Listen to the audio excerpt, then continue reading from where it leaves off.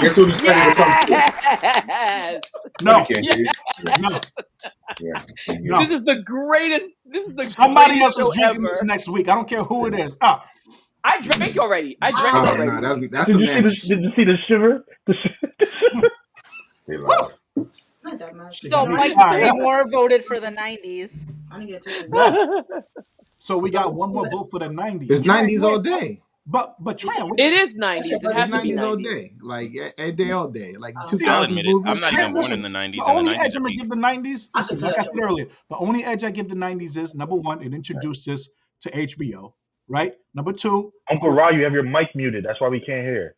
it's called the golden era because obviously it introduces to a lot of those sitcoms, Friend, the Seinfelds, and everything. But again, to us, the black community, we loved it because of Living Single, Martin, you know what I mean, and Living Color, shit like that, you know what I mean? But sir, HBO, single-handedly one of the best things to ever come out of the 90s. And again, when you think about that, think about The Wire, think about all stuff that's going to come because of that addition through the 90s. So that's why I look at it because of what it did for the future, not necessarily what it did for us in the 90s.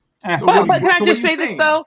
But So maybe whatever but you're saying. Uncle maybe Ra, your mic is muted. That's why we can't hear you. Oh, but let me just say this too though. And I don't know if everybody's gonna agree with me on this, but here's the thing.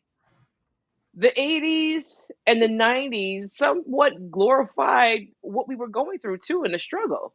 exactly. I agree. Yeah, but it taught us toxic masculinity. We were dickheads.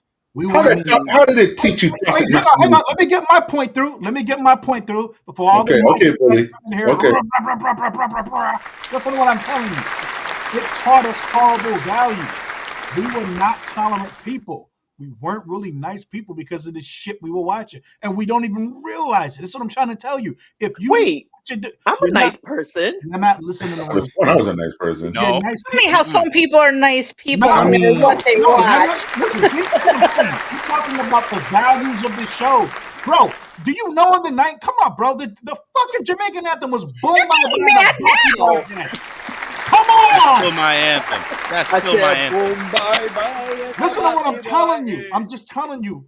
Toxic masculinity ran wild. And I'm not telling you this because I want you guys to go out and make best friends with everybody that you can from the Rainbow Coalition. I'm just saying we're more tolerant people now. Even if it's closeted, even if it's hiding, even if it's not in the public eye as much, and even if it's probably even on a bigger scale, we're doing a better job of at least sweeping it away from public eye, like from public view. And Williams got a point. Yeah, there's some things that slip through the crack with the Cartoon Network stuff, and they doing all this ambiguous shit. Yeah, I get that, bro.